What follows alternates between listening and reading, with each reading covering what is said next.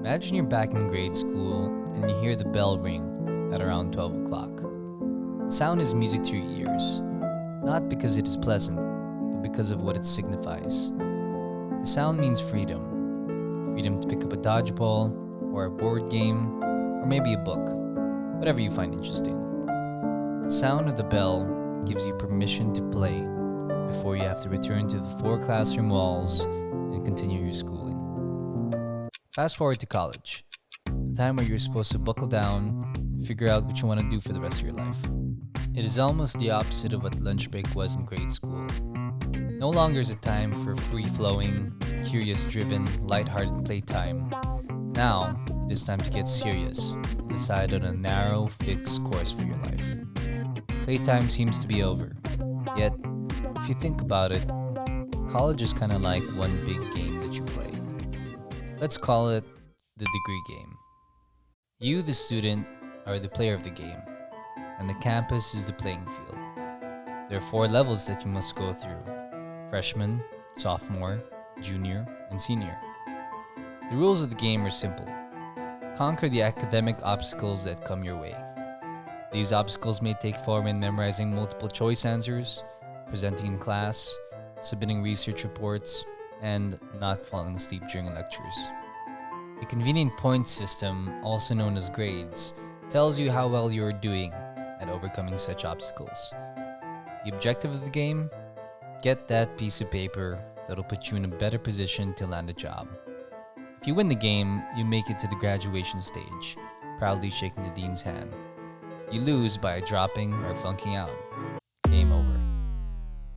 But here's the irony of the degree game. You can be a really good player and feel like you're not tapping into your potential at all. You can also be a really bad player and find that the game does not notice what you're really good at. You can even win the game, and yet, once it's all over, realize that your talents may be left untapped or undiscovered. This isn't the fault of the students or the teachers or even the schools. It's how the game has been designed. It's how the higher education system has been designed. The game only takes into account whether or not you are headed towards the goal, which is the degree. So there's a huge emphasis on jumping over academic hurdles because that's the only way to get there. Grades then become the measuring tool for success in the game, but they are an ineffective metric for seeing whether or not someone is tapping into their potential. Low grades may seem like someone is slacking off when they might be prioritizing their interests instead. They may be growing in many ways outside the classroom, but the game does not take that into account. At the same time, high grades can create the illusion that someone is tapping into their potential, when that person may simply be good at playing by the rules. This is why you can cram 5 minutes before a test, ace it, and then leave the class without it having any significant impact on your life. On paper, you seem to be doing just fine. In the degree game, you are winning. And you are, because that's how the game works. But it doesn't work in the way education should. In fact, it totally misses the point. Sir Ken Robinson said, "The whole point of education is to learn. If there's no learning going on, there's no education going on." It's learning that helps us unlock our potential, not grades. Learning is the engine that drives us to new possibilities by changing the way we think. Unfortunately, the degree game can get in the way of learning because its design stems from the wrong idea of education.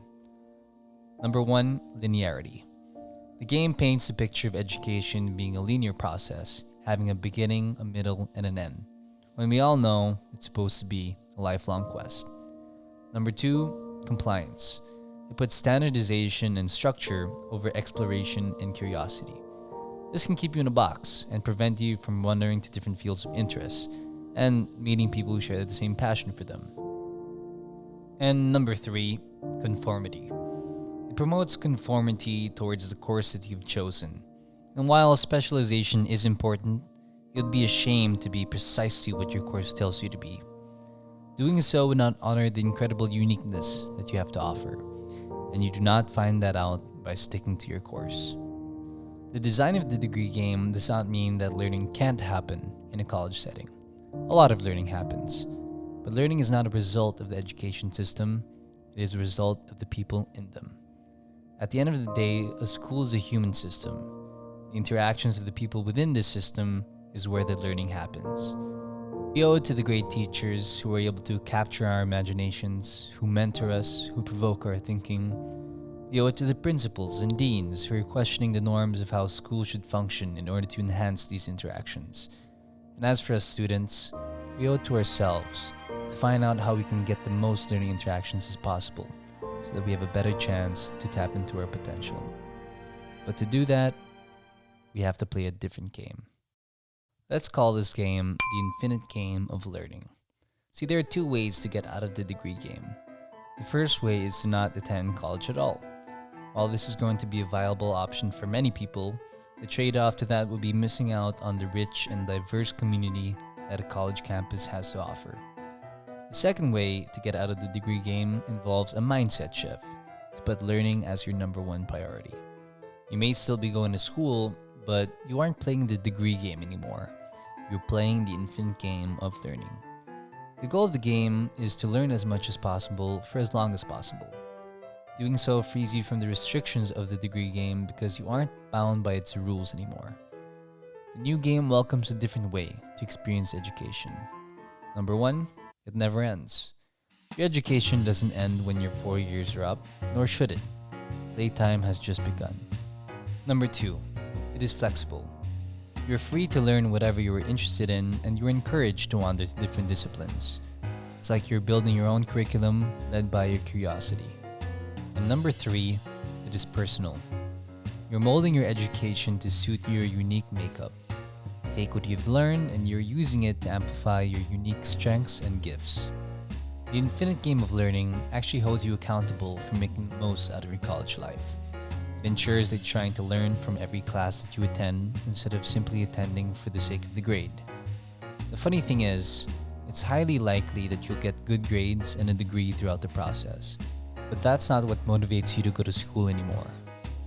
The new game will help you see that there's a lot to learn from the teachers that you never talked to, the students you never hung out with, the events you never attended, or the organizations that you never joined.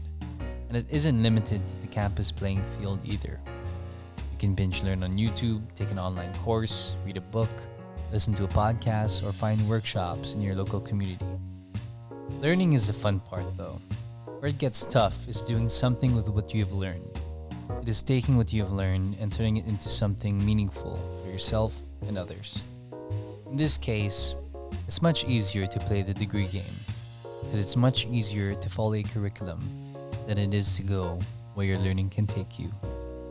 What is more rewarding than a degree is knowing that your education isn't just happening to you. Like the school bell that would ring in grade school at around 12 o'clock, give yourself permission to play, but choose the right game. Thank you guys so much for watching. I've added a few links in the description below to help you play the infinite game of learning. And if you enjoyed this new storytelling format, please let me know down in the comments. And please don't forget to subscribe and hit that like button below. It really means a lot. Hope you're all safe and well during this time, and see you next time.